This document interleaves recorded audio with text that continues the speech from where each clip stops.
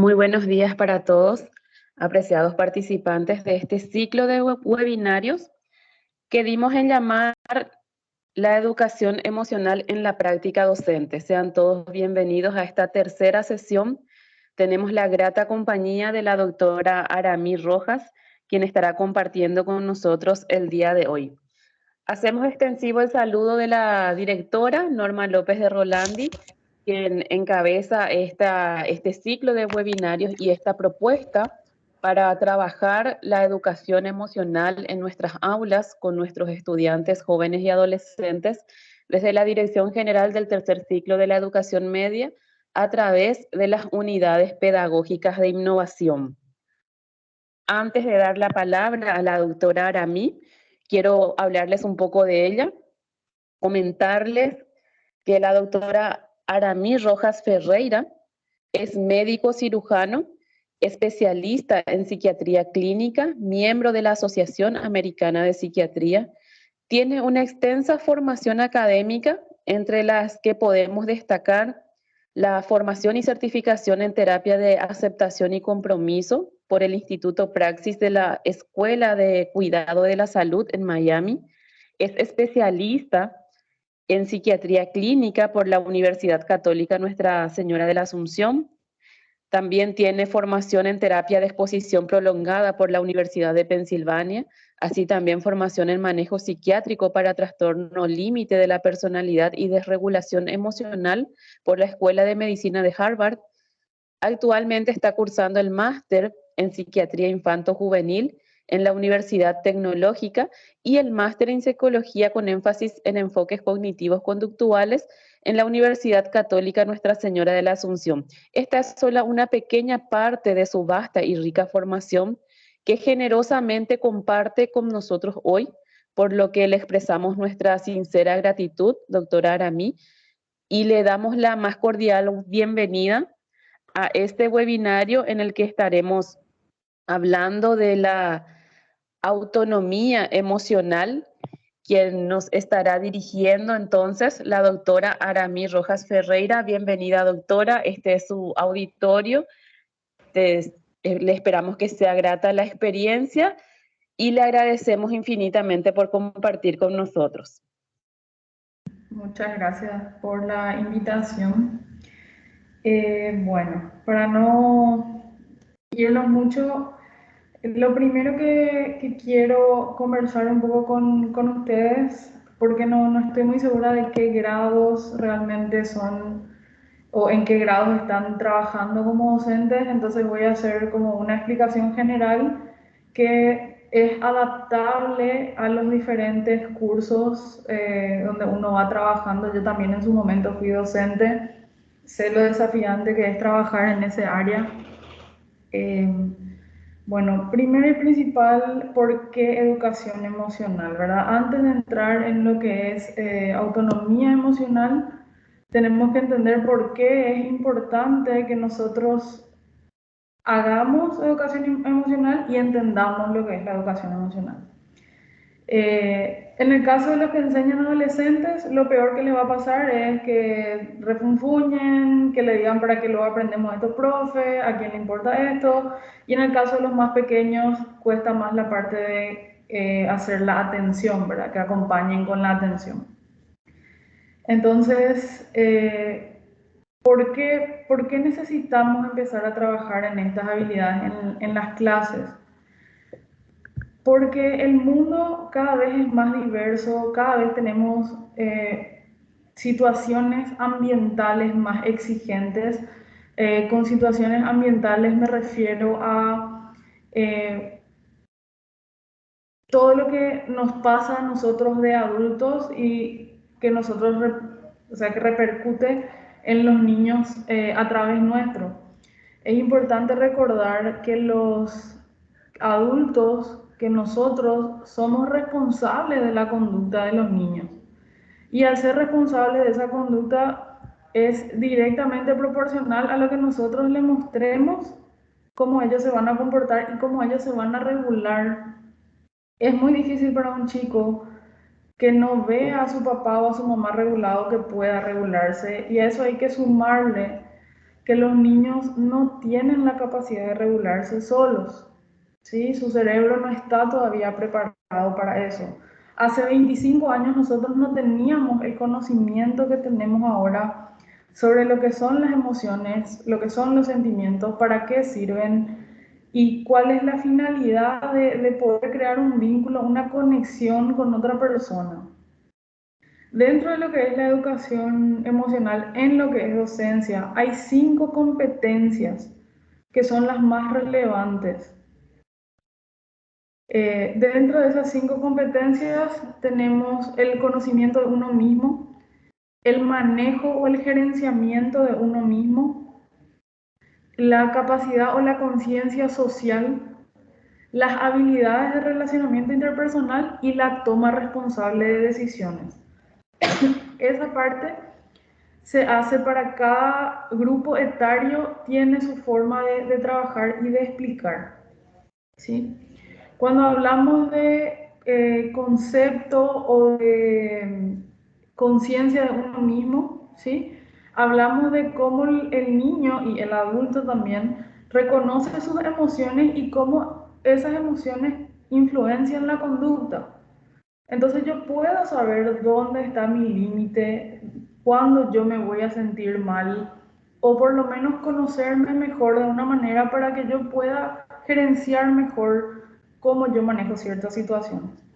Y ahí entra justamente el gerenciamiento de uno mismo, ¿verdad?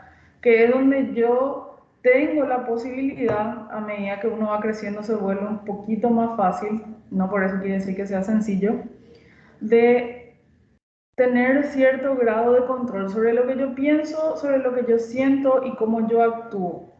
Y que eso tenga como un desenlace, una meta, un logro para lo que es la parte social, ¿verdad? Y ahí es la conciencia social, donde hablamos de lo que es la habilidad de ponernos nosotros en la situación de una persona. No necesariamente es sinónimo de empatía, porque no siempre uno puede empatizar con una situación, pero sí es actuar de una forma ética en cuanto a la situación lo requiera. Y esa forma de actuar empieza a trabajarse dentro de lo que es las habilidades interpersonales o las habilidades de relación interpersonal que nos permiten tener relaciones sanas, ¿verdad? Con personas que son de diversos contextos, ¿verdad? Aquellos que tengan contextos socioculturales diferentes, socioeconómicos diferentes, contexto de familia diferente, dinámica familiar diferente y así sucesivamente. Y eso nos ayuda a resolver los conflictos de una forma mucho más eficiente y como consecuencia de eso tenemos una toma de decisiones responsables, es decir, decidir cómo actuamos ante una situación según las conductas que tenemos aprendidas y que van otra vez agregadas a ciertos valores que compartimos, ¿verdad? Bueno, dentro de lo que es autonomía emocional, ¿sí? En la práctica docente se divide en 2 partes. Hoy vamos a tratar las 2 partes. La parte 1 es la que más realmente pesa para nosotros o que pesa más para los docentes también, ¿sí? En el caso de lo que es la práctica docente, conciencia, aceptación y responsabilidad son los 3 pilares que permiten la autoafirmación, el propósito y la integridad personal, pero también son los 3 pilares más difíciles, ¿verdad? Yo les diría que que más nos cuesta a los adultos es empezar con el de conciencia. Entonces, ¿qué es la autonomía emocional? Es la capacidad de llevar una buena gestión de mis emociones, ¿verdad? Y que yo como ser humano puedo ser competente frente a las cosas que la vida me presenta y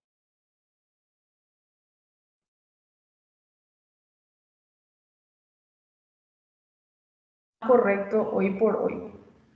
Porque la felicidad es, emocionalmente hablando, actuar en un tiempo más corto y el bienestar es más a largo plazo.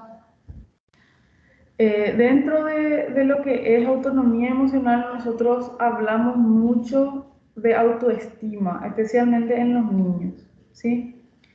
Y en esta parte tenemos que entender que no se puede trabajar sobre la autoestima de forma directa. O sea, yo no puedo pretender que un adulto o que un niño, porque yo le hable la autoestima y le diga que se tiene que querer y le diga que es importante, porque son solo palabras realmente, incorpore ese hecho. Y mucho menos cuando son chiquititos. Y los adolescentes están, bueno, justamente adolecen, por eso se llaman adolescentes. Entonces también es un desafío para ellos incorporar lo que es la autoestima, más con todos los estímulos en los que ellos están expuestos. Hace 20 años no existían todas las redes sociales que hoy existen, no existía el bombardeo de desinformación que hoy existe, que es se convierte en un riesgo para aquellos que todavía no tienen el cerebro completamente desarrollado. Con eso les recuerdo que el cerebro de un varón se termina de formar a los 25 años y el de una mujer a los 23 años y 9 meses. O sea que realmente no tenemos capacidad de la corteza prefrontal totalmente formada antes de los 25 años. Entonces es demasiado importante entender que hoy tenemos herramientas para poder ayudarle mejor y nos toca a nosotros como adultos ser las personas que nosotros necesitamos en algún momento y que quizás no tuvimos la oportunidad de tener, ya sea porque nuestros padres no tenían las herramientas para manejar emociones o nuestros docentes no tenían las herramientas para manejar emociones. Entonces hoy nos toca a nosotros hacer ese trabajo. Les quiero mostrar un material que nosotros usamos bastante en los CEL, le llamamos a nosotros a esto en afuera, donde la traducción automática no es tan correcta, pero la idea general se va a poder entender, ¿sí?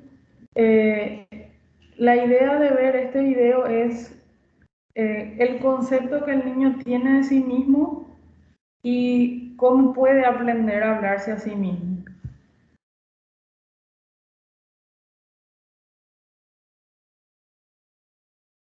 El reflejo en mí se llama la historia.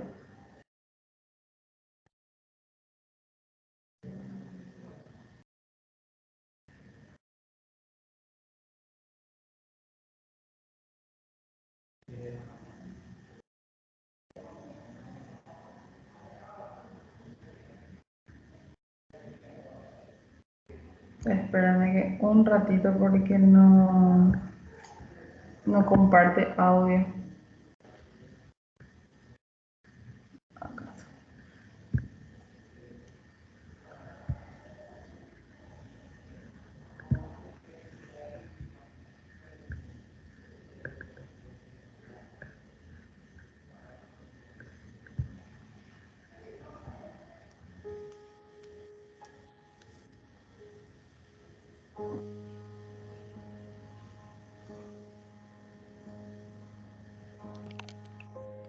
I like being you, said the reflection in the mirror. To me, you are perfectly perfect. I blushed. Me? Yes, you. And by the way, you have wonderful eyes. I blinked, astonished. I do? Absolutely. They sparkle like stars on the darkest of nights. I gazed downward.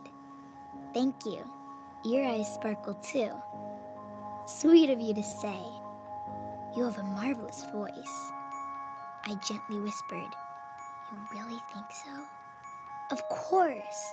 You sound as joyous as a songbird, whistling in the trees. And you have a magnificent smile. I sheepishly grinned. Well, Mama always says, start every day with a smile. I agree. Your smile is as bright and cheerful as the sun in the sky. And you are quite smart. I took a step towards the mirror. I do try very hard. You sure do. You're as brilliant as a rocket scientist. I like that you are friendly. I leaned in closer. It's very important to be nice, you know. It sure is. You're as peaceful as a butterfly. And you have a lot of courage. I raised my head high. I auditioned for the school play today. Outstanding. You're as brave as a lion. You're a fantastic dancer. I spread my arms wide. Watch how fast they can twirl. Around and around I went. Amazing. You're as graceful as a dolphin gliding through the sea. I plopped on the ground, giggling as the room playfully spun around. And you have a terrific laugh. Thank you very much. Your chuckle fills the air with bubbly joy. But most of all, I like your heart. Your kindness is as beautiful as a rainbow. I stood up and walked towards the mirror. To me, you are perfectly perfect. I gently pressed my hands against the glass. I like being you. We smiled in unison. I like being you too. I want to be you forever.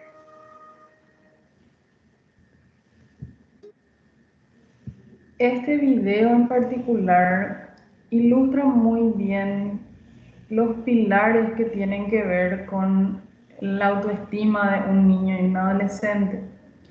Si ustedes se fijan en un momento dado en el video, este niño se mira al espejo y no es que le gusta tanto lo que ve hasta que su reflejo le dice, a mí me gusta cómo vos sos.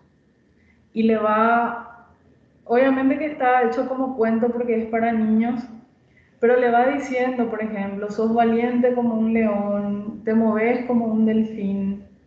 Entonces, este niño está haciendo algo que se llama la práctica de la autoafirmación, que es algo de lo que vamos a conversar un poco más adelante. Y con esto nos referimos a que la autoestima no se puede trabajar de forma directa, tenemos que trabajar en la persona o directamente en la fuente, ¿verdad? Y esta fuente está compuesta de 6 pilares, o por lo menos los 6 básicos pilares, que nosotros podemos trabajar con los niños y con los adolescentes, ¿verdad? Otra cosa que tenemos que tener en cuenta es que en la autoestima tenemos 2 componentes que se relacionan, ¿verdad? Uno es la eficacia personal, es decir, la seguridad que yo tengo en mí mismo de que yo puedo ante lo que la vida me presenta, y el respeto, o sea, el respeto que yo tengo a uno mismo, que yo me merezco estar bien, que yo puedo estar bien. No se refiere merezco en el sentido de es un derecho, sino que mi valor como ser humano me permite vivir en un espectro de emociones y tener plenitud en mi vida. Es más bien en ese sentido, ¿no? Entonces, ¿cuáles son los pilares de la autoestima? El número 1 es para mi opinión personal, ¿verdad? Es el más difícil, es vivir conscientemente, ¿sí? El vivir conscientemente es lo que trae todos los demás pilares. Y es el más desafiante porque ninguno de nosotros está acostumbrado a vivir conscientemente o a vivir en el presente. Entonces, nos cuesta mucho quedarnos en un solo lugar mentalmente hablando. Generalmente estamos hablando con alguien y ya estamos pensando que tenemos que ir a preparar la cena para nuestros hijos, que tenemos que hacer la tarea, que tenemos que hacer planilla, que tenemos que entregar trabajos, etcétera, etcétera, etcétera. Entonces es difícil, es algo que es una habilidad y uno aprende a hacer. A los niños hay bastantes formas de enseñarles la práctica de vivir conscientemente. Eso se inicia con conciencia plena. El segundo pilar es aceptarnos a nosotros mismos. Eso no quiere decir que nosotros no podamos mejorar ni evolucionar como seres humanos, pero sí que somos lo que somos y con eso también tenemos que aprender a vivir. tampoco significa resignarse ni mucho menos, ¿verdad? Aceptar es entender que uno no puede cambiar necesariamente algo, pero que puede hacer cosas para mejorar la situación. Después tenemos la práctica de asumir la responsabilidad de nosotros mismos, o sea, que nuestras acciones tienen consecuencias, que nuestras emociones producen conductas y esas conductas tienen consecuencias.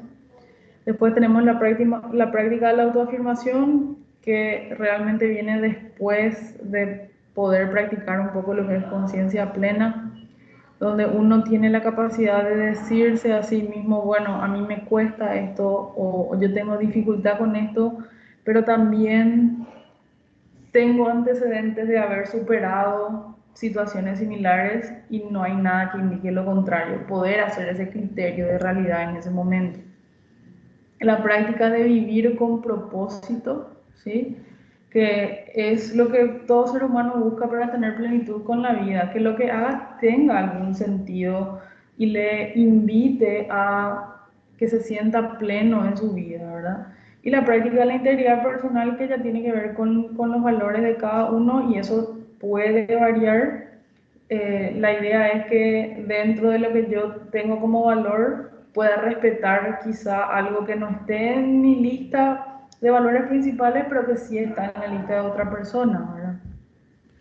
Entonces, bueno, dentro de lo que es vivir conscientemente, o la práctica de vivir conscientemente, sería bueno poder explicar un poco cómo se le explica a un niño qué es la conciencia plena, ¿verdad? Y la única forma que tenemos de explicarle a un niño qué es conciencia plena, se usan las manos, ¿verdad? Usamos las manos para eso, y lo que hacemos es, le mostramos a los chicos la mano así, le pedimos que pongan el pulgar en el medio y le pedimos que cierren. Al hacer eso, le vamos explicando al chico cómo funciona el cerebro. Obviamente que cuanto más pequeños son, más detalles tenemos que agregar. Y cuanto más grandes son, podemos usar más vocabulario técnico o trabajar más en que ellos mismos desarrollen su propio punto de vista, ¿verdad? Entonces, si vamos a suponer tenemos una clase de chicos de entre 7 y 12 años más o menos, algo que usamos mucho es justamente esto. Entonces lo que hacemos es ponemos la mano así y después le pedimos que cierren. Y le explicamos que el cerebro tiene dos partes y tenemos el cerebro de afuera, que es nuestro cerebro inteligente, y que tenemos nuestro cerebro de reptil. Con los más chiquitos muchas veces usar términos como lagartija sirve bastante también, porque les es más fácil incorporar ese concepto. Entonces les explicamos, haciendo varias veces el ejemplo, les explicamos que tenemos un cerebro de lagartija y que tenemos un cerebro inteligente, que este cerebro es el que nos permite tomar decisiones, pensar con claridad, hacer cosas que están pensadas para otros y acompañar el proceso, tener empatía, por ejemplo, ese tipo de cosas. Y que este cerebro, que es el que está dentro de nuestro cerebro que toma decisiones, es el que se encarga muchas veces de sentir, de escanear cuando hay peligro, de saber dónde están las cosas, de prestar atención cuando algo está pasando. Es el cerebro que se encarga de escanear el peligro, básicamente.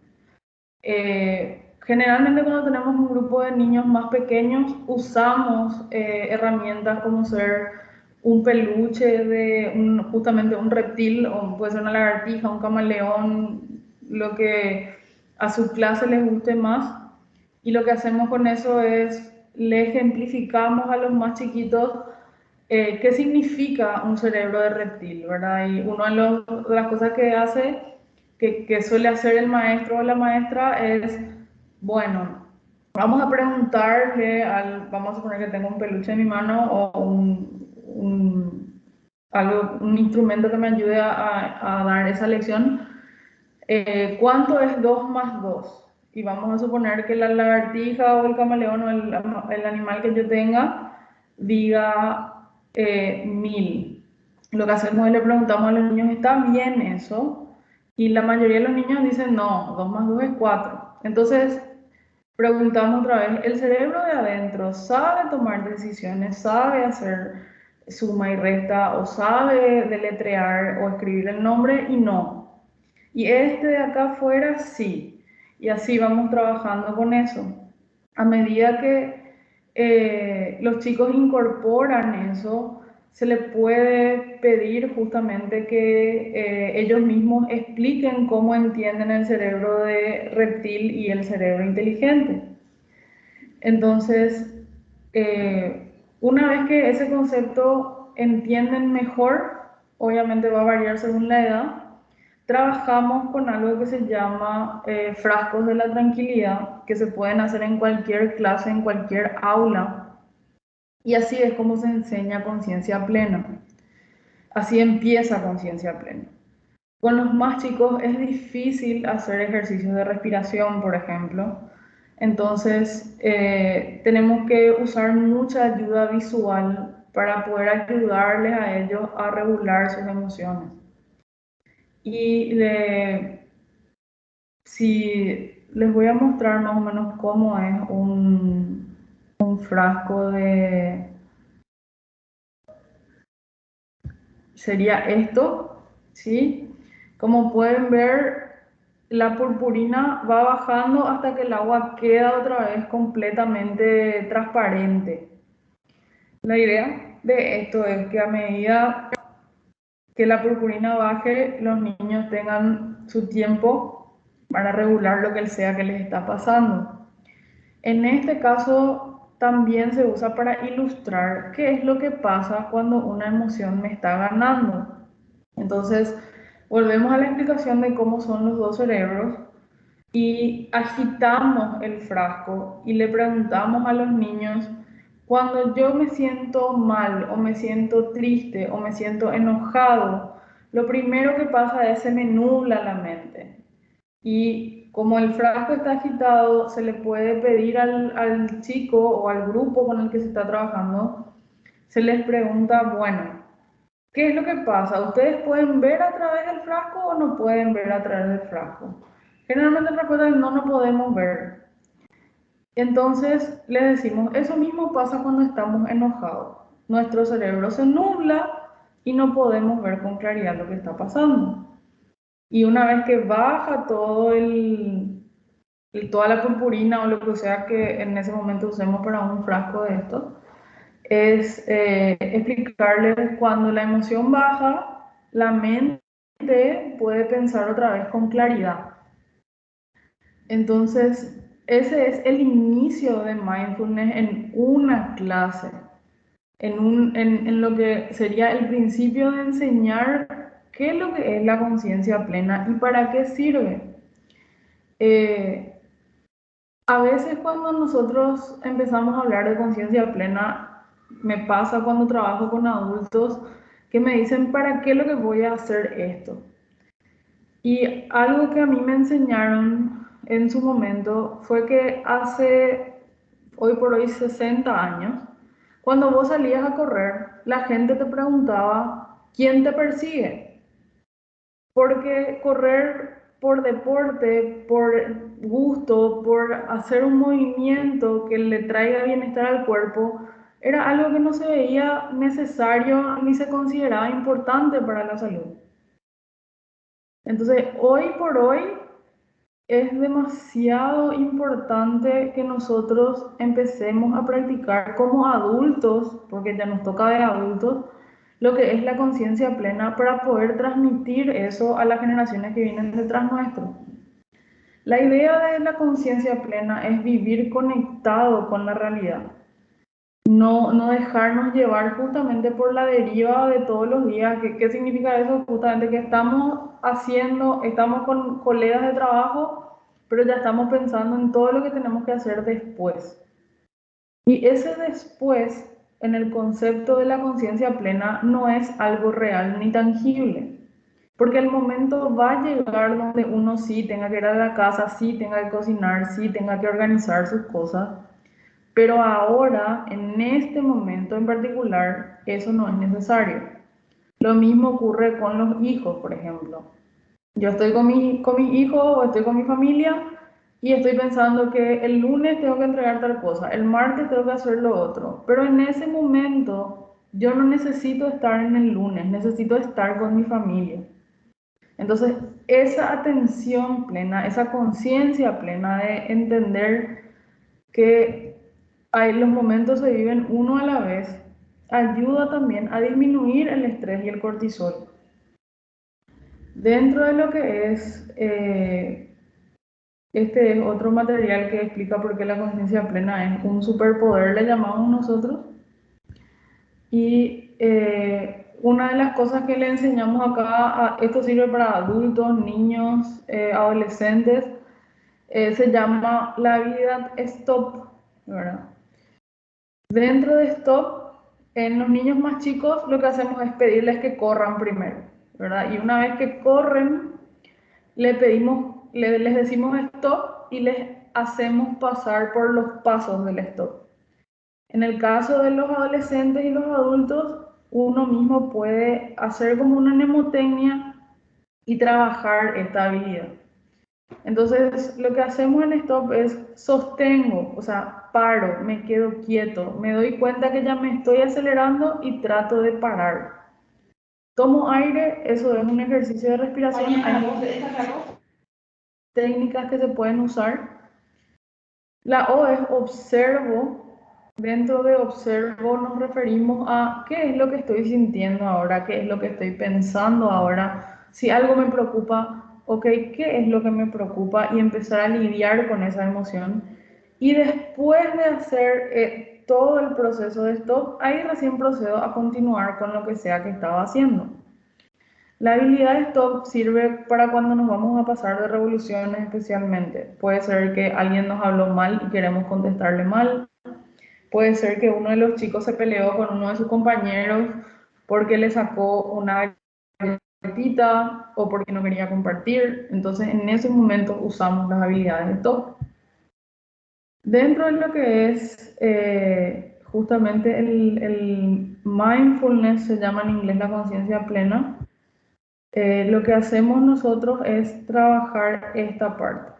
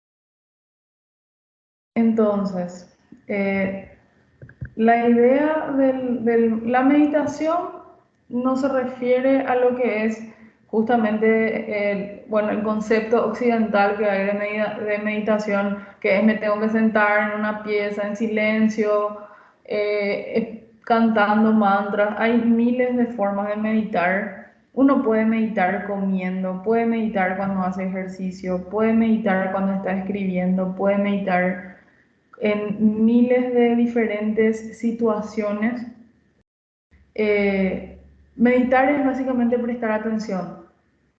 Incluso si uno puede sentarse a comer 15 minutos y durante esos 15 minutos puede tratar de saber qué textura tiene su comida, si está fría, si está caliente, si puede rever en su mente los pasos que usó para hacer la comida, por ejemplo, si es que va a cocinar. Esas son formas de meditar. Hay millones de maneras de hacer eso. Lastimosamente la occidentalización de la meditación nos hizo creer que la única forma de meditar o de tener atención plena es con incienso y poniendo las manos en una posición X y sentarnos y esperar que nos llegue la iluminación, cuando en realidad no es así, sino que se trata de ser consciente de lo que uno va viviendo, de lo que uno le está pasando y no irse ni para atrás ni para adelante. Entonces, una vez que uno va desarrollando mejor la conciencia plena, la aceptación se da con más facilidad. Porque si yo, voy a usar un ejemplo que es más para adultos que para niños, pero si yo, por ejemplo, soy una persona que está en un proceso de fortalecer mi cuerpo, ¿verdad? Quiero fortalecer mi cuerpo por motivo de salud que fuere o porque simplemente quiero hacer eso, no lo voy a lograr en 7 días. Y aceptar, entender que las cosas tienen su proceso y que yo solo puedo fortalecer mi cuerpo un día a la vez, hace que sea más fácil aceptarme a mí mismo en la situación en la que yo estoy ahora. Es decir, en vez de frustrarme porque no soy luego como quiero ser, no logro luego hacer lo que quiero, esto no es luego como tiene que ser, entender que en este momento yo estoy haciendo lo mejor que puedo para llegar a mi objetivo final, hace más fácil que yo acepte cuál es mi situación y que sea agradecido con lo que estoy teniendo en ese momento. Cierto, quizá no sea lo que yo realmente quiero, pero si sigo trabajando, ese momento va a llegar. Y cuanto más aceptación tenemos, también tenemos más disciplina, porque somos conscientes de los procesos que se presentan. Entonces, una de las cuestiones donde de repente hay confusión es que entender que el autoestima es algo que nosotros experimentamos, pero la aceptación es algo que nosotros hacemos. Entonces, cuesta a veces separar los conceptos según cómo se presenten. Y si yo valoro, si yo acepto el lugar donde estoy, la situación en la que estoy en ese momento, que no necesariamente puede ser una situación muy agradable o una situación fácil para mí, pero tengo compromiso conmigo mismo, lo más seguro es que yo voy a poder tener las herramientas para superar ese momento. A eso también se refiere con experimentar que los hechos son los hechos y que nosotros somos lo que somos. A veces nos cuesta estar en una situación donde no podemos necesariamente cambiar inmediatamente algo.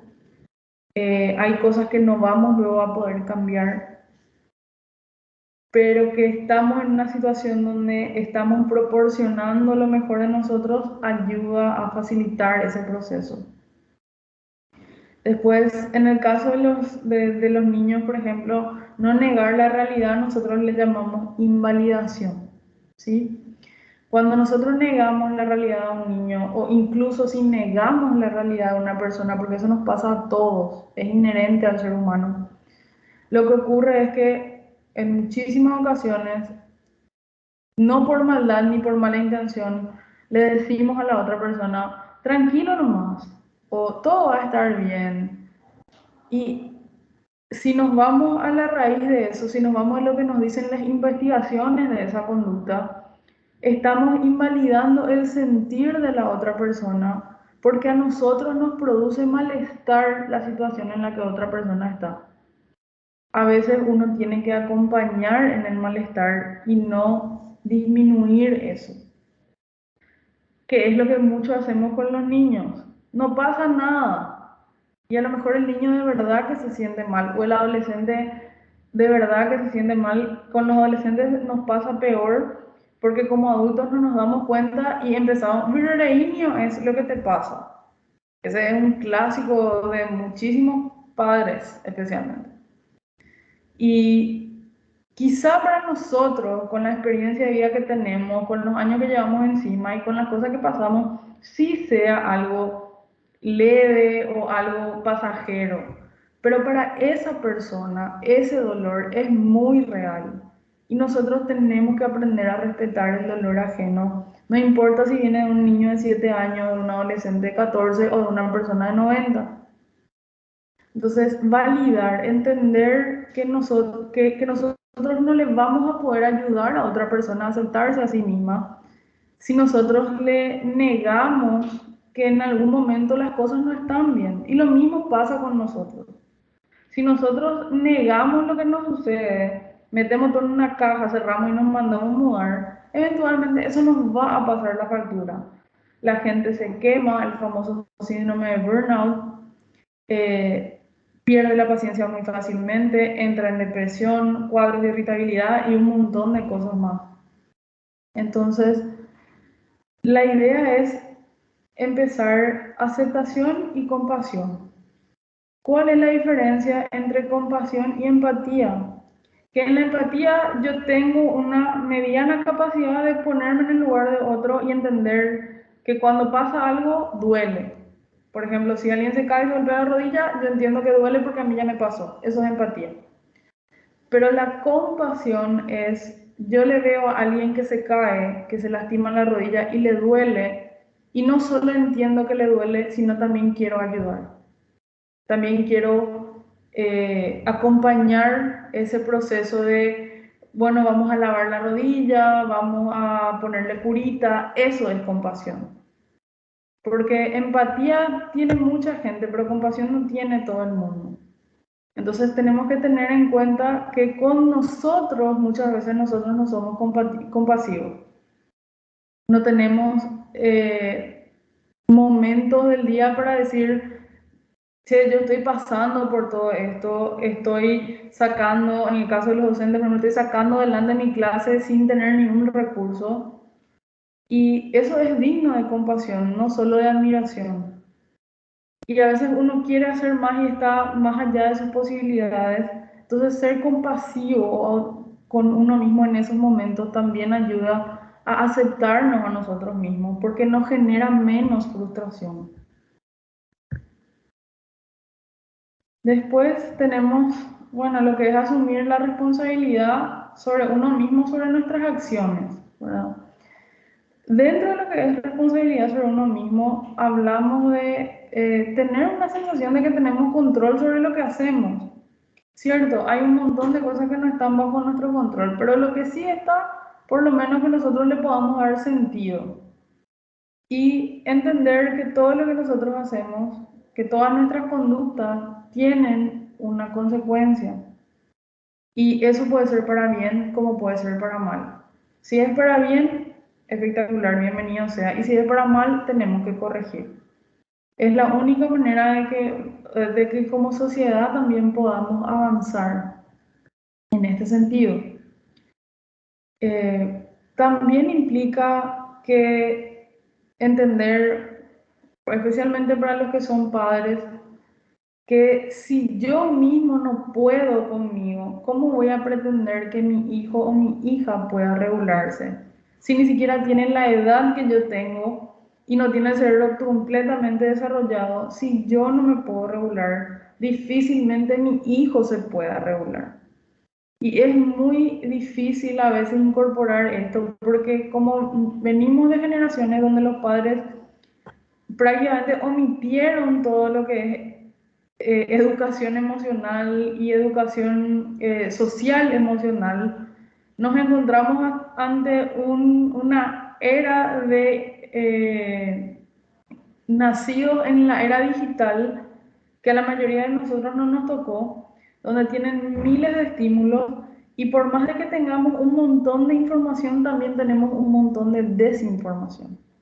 Y tenemos que saber lidiar con eso, lograr un equilibrio y tener responsabilidad nosotros, no solo en lo que decimos, sino también en lo que pensamos y en lo que sentimos. O sea, es mucho más trabajo en relación a generaciones anteriores en ese aspecto. La práctica de la autoafirmación es más o menos como vieron en el primer video de ese pequeño que se dice que él es bueno, que le gusta su corazón porque es una buena persona, ¿verdad? Y se refiere mucho al respeto de nosotros mismos. Aprender también a escuchar. Cuando nosotros nos enojamos o nos frustramos o tenemos emociones dentro del espectro del enojo, es una forma que tiene el cuerpo, la sensación que produce la emoción, es una sensación que tiene nuestro cuerpo decirnos que algo no está bien. Puede ser que alguien rebasó un límite, puede ser que alguien no se comportó de la forma en la que nosotros esperábamos, puede ser que estemos con nosotros mismos encontrados porque no hicimos lo que queríamos hacer o quisimos hacer algo de buena manera y no logramos hacer eso y salió mal. Entonces, entender nuestros propios deseos, nuestras propias necesidades y nuestros propios valores. Y entender que no todo el mundo tiene las mismas necesidades, los mismos deseos y los mismos valores que yo tengo. Y que eso tiene que poder expresarse adecuadamente para lograr una convivencia. No le hace daño a nadie que ustedes se miren al espejo y digan, qué buen docente que soy. ¿Cómo saco adelante las cosas? En su cabeza no tienen que decir, ni siquiera hace falta que digan en voz alta. Y les va a ayudar. Y eso mismo es lo que nosotros tenemos que transmitirle a los niños y a los adolescentes, porque ellos están bombardeados constantemente con todo lo que no son. O sea, en vez de autoafirmarse cosas buenas, ellos están constantemente expuestos a la rumiación de todo lo que es malo. Están constantemente expuestos a no tenés esta figura, no tenés este zapato, no tenés este estatus social, no tenés este tipo de familia, no tenés A, B, C, D. Entonces, todas sus afirmaciones son en realidad negaciones. Y lo mismo pasa con los adultos. Entonces tenemos que ser conscientes también de a lo que estamos expuestos y lo que decidimos consumir para poder priorizar nuestros valores y nuestras necesidades y poder expresar eso también de una forma adecuada. Después tenemos el vivir con propósito. Dentro de lo que es el vivir con propósito, ¿sí? Tenemos que asumir la responsabilidad de lo que hacemos de forma consciente. Comprometernos con las cosas que hacemos de forma consciente. Con los niños es algo tan sencillo como hacer la tarea. Con los adultos es, bueno, yo ya tomo, en el caso de la docencia otra vez, yo ya tengo 4 secciones a mi cargo. ¿Puedo realmente tomar una quinta sección? ¿Va a ser satisfactorio mi trabajo si yo hago eso? ¿Voy a quemarme? ¿Voy a disminuir mi calidad de docente? O sea, entender que nuestros metas y propósitos tienen que estar hechos de una forma consciente y resguardando otra vez nuestros valores y nuestras necesidades. A veces no siempre tenemos esa opción, ya sea por cuestiones económicas o sociales o dependiendo del entorno donde esté académicas también.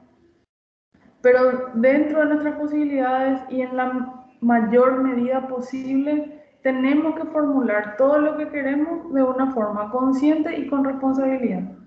Porque a nadie le sirve de nada un médico que está de mal humor y no te escucha luego y te da tu remedio y te vas. A nadie le sirve un docente que se pasa gritándole a los niños. A nadie le sirve un licenciado que te clava por todos lados para ponerte la vía y no le importa que vos le estás diciendo, che, me duele. Y eso tiene mucho que ver con el entorno en el que estamos y las situaciones a las que estamos sujetos. Entonces, a veces uno tiene que tener cierta limitación con uno mismo y entender, bueno, yo hasta acá puedo y a partir de acá necesito que alguien se encargue o que alguien me ayude o tenemos que buscar una manera más eficaz de trabajar. ¿Sí? Eso ayuda a vivir con propósito porque le permite a uno tener más plenitud dentro de su trabajo. Después, las acciones necesarias para conseguir nuestras metas. Si yo quiero ser médico, ¿qué es lo que tengo que hacer? Si yo quiero ser docente, ¿qué es lo que tengo que hacer? Si quiero que mis niños estén más a gusto durante las clases, ¿qué tengo que hacer? Si quiero que alguno de mis alumnos adolescentes, a los que no le veo bien, tengan confianza en mí, ¿qué es lo que tengo que hacer? O sea, identificar las acciones que me van a llevar a mí, a mi objetivo. Y eso se aplica a una diversidad de escenarios. Atención al resultado de las cosas que hacemos, ¿verdad? Lo que yo estoy haciendo ahora me ayuda a donde yo quiero llegar. Por ejemplo, si yo, volviendo al ejemplo de fortalecer el cuerpo, si yo soy una persona que quiere fortalecer su cuerpo y que está entrenando para eso, me ayuda a mí quedarme, suponiendo que no tenga ninguna lesión ni nada, quedarme sentada en el sofá 7 días a la semana, difícilmente eso me ayude a fortalecer mi cuerpo. Si yo necesito dormir más, porque ya me doy cuenta que estoy cansado, igual nomás sigo trasnochando, me lleva a mí eso a dormir mejor y tener mejor calidad de trabajo en lo que estoy haciendo o tener mejor desempeño en lo que estoy haciendo. Entonces, tener en cuenta que todas nuestras acciones están motivadas por algo y pesa mucho acá entender que todo lo que hacemos va a tener en mayor o menor medida una consecuencia que nos va a alejar o nos va a acercar a lo que queremos. Y después tenemos el control de nuestra conducta. O sea, lo que yo estoy haciendo está acorde a lo que yo considero que está bien, está acorde a mis valores, está acorde a las cosas que son importantes para mí. Porque cuando mi conducta es incoherente con mis valores, ocurre con muchísima frecuencia que empezamos a tener una disonancia cognitiva con nosotros mismos. Es decir, tenemos frustración e impotencia con nosotros mismos y eso muchas veces rematamos por terceros. Entonces la vida con propósito es tener una vida que valga la pena ser vivida. Y esto es algo que los niños van a aprender modelando. Si yo tengo un papá y una mamá que viven una vida en honor a los valores que ellos tienen, independientemente de los valores que eso sea, yo voy a adquirir eso y lo más probable es que trate de replicar eso a medida que voy creciendo. También les va a permitir que el día de mañana, cuando los chicos estén expuestos a cosas más serias, tengan un comportamiento acorde a sus valores. Porque eso se va complicando a medida que el chico crece también. Y lo último es la práctica de la integridad personal. Sí, que es básicamente que uno sea congruente con sus ideales, con sus convicciones y con sus normas. ¿Sí? Acá también le podemos agregar creencias, porque uno puede criar su familia y su entorno, si las normas lo permiten, de acuerdo a cómo cree que es lo más correcto. Pero hay que tener en cuenta que la convicción, a diferencia de la creencia, tiene que tener información concreta. O sea, no es una opinión nomás, yo tengo que tener algo que respalde lo que yo estoy diciendo. Y los ideales, bueno, son las cosas que todos buscamos, que queremos lograr, y las normas son los principios que elegimos para poder lograr lo que queremos, ¿verdad? Entonces, dentro de la práctica de integridad personal, volvemos otra vez, somos los adultos los que modelamos a los niños. A medida que nosotros modelemos ciertas conductas, los niños van a ir adquiriendo también. Y cuanto más temprano podamos modelar esa conducta, mejor para los años venideros de esos niños. Bueno, entonces, dentro de lo que de lo que son estos 6 pilares, es mucho esfuerzo, es trabajo, pero esas dos cosas nos van a dar orden y claridad para que después nosotros podamos tener, realmente ver los frutos de lo que es la educación emocional, porque no se aplica solamente en el colegio o en la escuela, también se aplica en el hogar. Y cuanto más padres tengamos que tengan educación emocional y más docentes tengamos que tengan educación emocional, mejor pronóstico le vamos a dar a nuestros niños para lo que se viene para ellos, porque nos esperan muchos desafíos realmente como sociedad. Bueno, ¿cuáles son los enemigos principales de la autoestima? O sea, de todo lo que hablamos y los pilares que generan el autoestima y que generan la confianza en uno mismo y que le permiten a uno desenvolverse, ¿cuáles son los enemigos principales? Uno de ellos es la pereza. Lastimosamente uno tiene que ser muy disciplinado para vivir, por ejemplo, con conciencia plena, para ser consciente de lo que está haciendo y cómo está viviendo.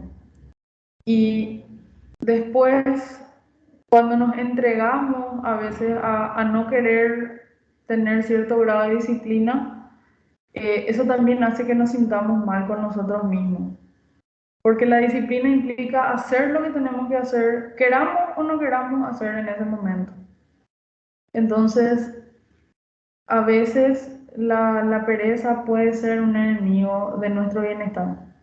Lo otro es el dolor. El problema con el dolor es que en muchísimas ocasiones nosotros nos encontramos con que a mí me duele y a vos también. Y se convierte en una competencia de a quién le duele más. Y la verdad es que a mí me duele, pero yo tengo que respetar tu dolor, y a vos te duele y vos tenés que respetar el mío. Cuando pensamos desde el dolor, somos seres muy egoístas. Eso es parte del ser humano. Pero a medida que vamos avanzando, también tenemos que crear conciencia de que porque nosotros sentimos dolor, no hay por qué dañarle a otro. O si quieren un ejemplo más acorde a nuestro país, a mí también me pasó eso y qué es lo que tanto. Y ya invalidamos el dolor ajeno, la persona se queda con su dolor, ese dolor crea resentimiento, ese resentimiento crea una falta de aceptación y así hacemos un ciclo. Y la inflexibilidad. La inflexibilidad se refiere a la dificultad o incluso la incapacidad que puede tener una persona para mover su pensamiento, para abrir su mente a otras cosas. A veces alguien nos quiere mostrar algo nuevo y nos cerramos y decimos, no, eso no sirve para nada. No, antes se hacían mejor las cosas. Y quizás hay cosas que se puedan hacer mejor, pero la idea es mantener la mente abierta para todo lo que signifique crecer o que nosotros tengamos un crecimiento como seres humanos. Entonces, aprender a quitar un poco la rigidez mental, desfosilizar algunas creencias o ideas que tenemos, y darnos cuenta que se puede incorporar mucho más cuando uno está abierto a escuchar otras ideas que pueden ser quizá útiles el día de mañana para nosotros. Antes de la pandemia era impensable que se den clases virtuales en Paraguay, y hoy por hoy muchísimas instituciones están usando la modalidad y mucha gente gana provecho de eso. La educación llega a lugares donde antes no llegaba, por ejemplo. Era impensable tener ciertos progresos científicos en tiempos relativamente cortos. Hoy por hoy podemos hacer eso. O sea, no todo progreso es necesariamente malo, y tener flexibilidad para también entender que la educación emocional es parte de ese progreso, y que no porque a nosotros no nos enseñaron quiere decir que es inválido o que no le va a servir a la otra persona o que no le va a servir al niño. nos va a permitir también adquirir cada vez más componentes que nos hagan efectivos para ser educadores emocionales. Bueno, por mi parte, eso es todo. No sé si alguien tiene alguna duda o quiere preguntar algo.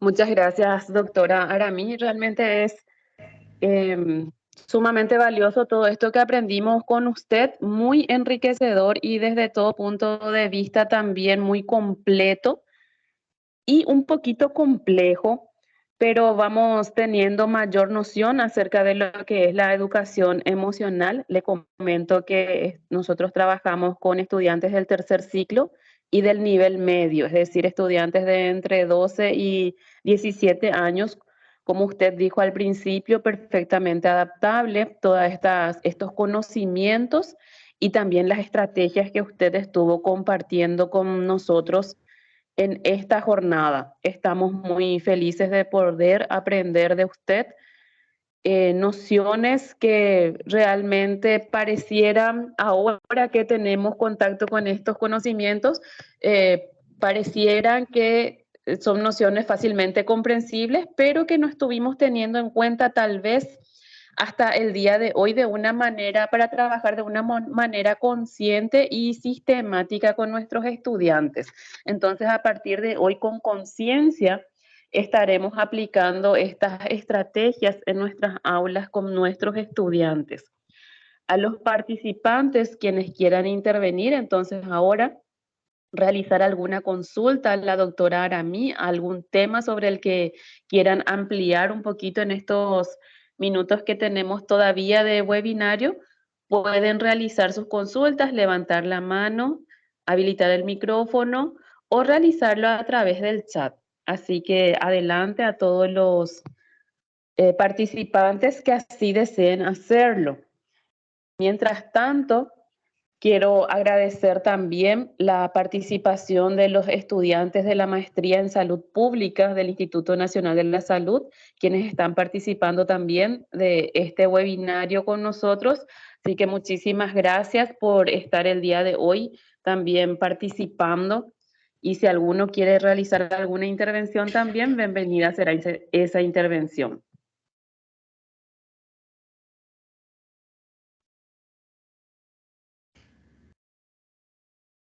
Compañeras Inés y Patricia, si están moderando y si ven la mano levantada de algún participante, por favor, si podemos otorgar la palabra.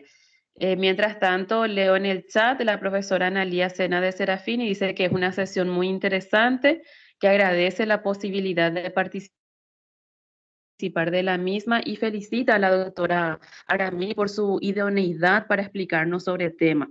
Y rescato justamente ese aspecto de estos webinarios que muchas veces como docentes no tenemos esa formación específica para trabajar con nuestros estudiantes la educación emocional o la gestión de sus emociones.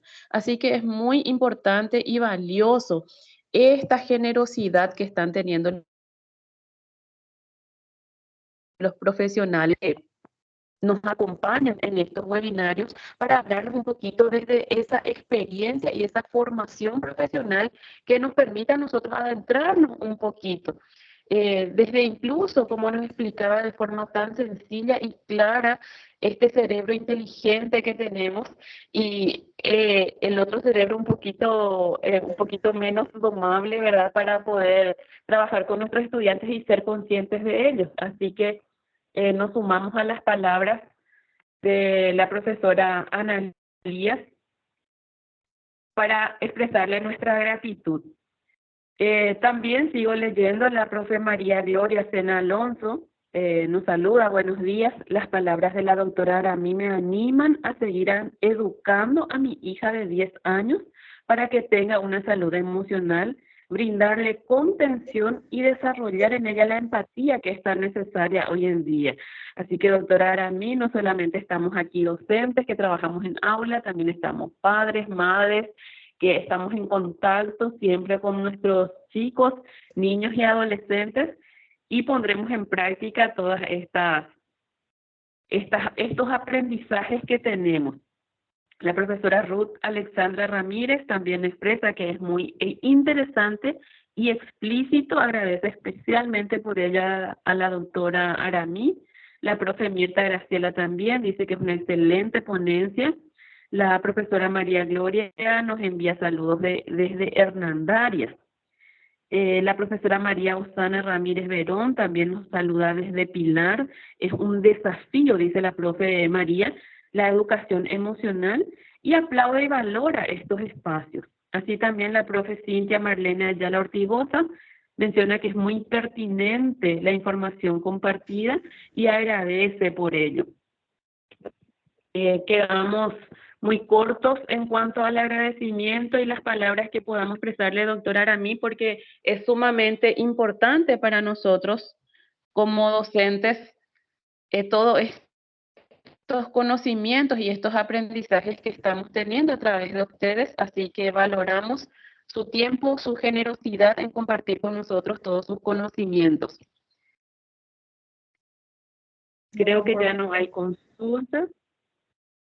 Si me permiten, justamente para la profe que también es mamá, que tiene una nena de 10 años, si ella quiere iniciarle en todo lo que es conciencia plena, algo que nosotros recomendamos mucho para la gente que tiene Netflix más que nada, pero hay otras opciones. Existe un espacio en Netflix que se llama Headspace. Yo puedo pasarle después a Inés los datos de eso. Donde a través de 8 capítulos les enseña, es para 12 años en adelante, 10 años en adelante ya va a poder manejar bien, porque antes de eso se suelen quedar dormidos. Eso también es normal. Cuando uno recién empieza a trabajar en conciencia plena, ejercicio de respiración, regulación de las emociones, es muy frecuente quedarse dormido. Especialmente los que trabajan con chicos de 10, 11, 12, ocurre con muchísima frecuencia, que eso no les sorprenda. Al bajar el nivel de estrés que uno está teniendo o el nivel de activación que uno tiene, lo primero que pasa es que el cuerpo se relaja y puede descansar, porque a veces dormimos pero no descansamos, y a los chicos cada vez le pasa más eso. Entonces, dentro de lo que es esta opción en Netflix, pueden empezar mirando ustedes como padres y después le incorporan a los chicos, o ustedes como docentes y después le incorporan a los chicos. Van a encontrar 8 capítulos relativamente cortos donde se trabajan los principios de la conciencia plena, desde lo básico de la respiración hasta lo más complejo, que es el escaneado corporal. Y es fácil, es didáctico, y van a ver diferencias en sus clases si prueban a hacer. Es una recomendación. Muchísimas gracias, doctora Aramí. Qué interesante todos estos temas. Muchos tenemos Netflix, pero no lo explotamos desde ese punto de vista. Entonces, le agradecemos, tomamos nota de todo esto. A través de la compañera Inés Quintana también estaremos rescatando otras estrategias y otras sugerencias que estuvo dejando durante la ponencia. Le agradecemos muchísimo por esta participación, por estos conocimientos que nos estuvo mencionando. Aprendimos muchísimo en esta sesión, así como en las anteriores. Así que de nuestra parte, doctora Aramí, nuestros sinceros agradecimientos.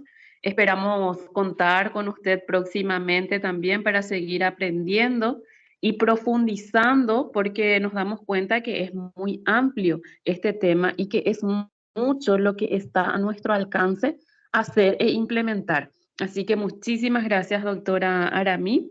A nuestros participantes les recordamos que tenemos disponible en el chat el registro de asistencia a través de la Dirección General del Tercer Ciclo de la Educación Escolar Básica y la Educación Media. Estaremos entregando las certificaciones por la participación de este ciclo de webinarios. Son 5 webinarios que tenemos previstos, este es el tercero. Entonces, con una participación del 80% en este ciclo de webinarios, estaremos realizando la certificación por la participación. Así también, a través del equipo en Teams, tenemos constancia de la participación en estas reuniones. El formulario es para realizar un cruce de datos, para poder tener datos precisos, porque muchos ingresan sin sus datos completos, es decir, con otro usuario, o ingresan desde la cuenta de las instituciones en las que están cumpliendo funciones. Entonces, para ello es el formulario. Además, quiero mencionar que en el equipo estaremos compartiendo los materiales que dará la grabación de esta reunión, y estaremos también utilizando como medio de comunicación.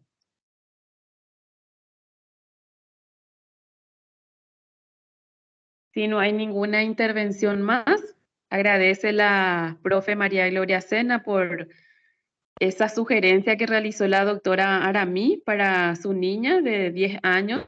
Entonces agradece también la profe.